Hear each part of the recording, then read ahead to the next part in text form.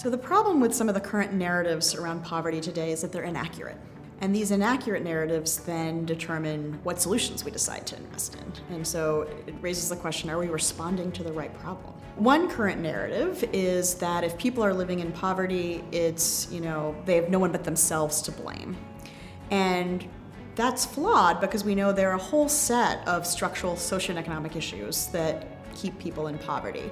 For example, there are people who are working very hard and not able to make it because housing has become so unaffordable in the community where they live. So I think one of the best ways to change hearts and minds or to change people's narratives is actually through one-on-one interaction, potentially with someone who you might perceive as very different from you.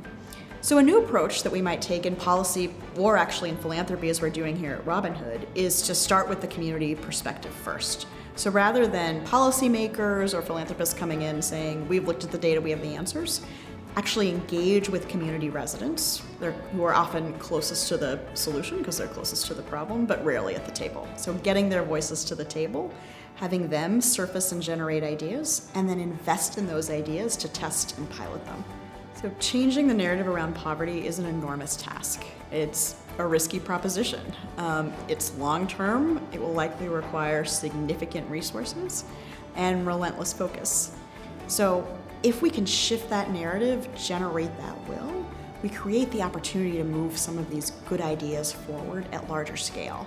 And that's what will make a big difference. And I'm optimistic because I meet people in very different parts of the country in very different communities who share this notion.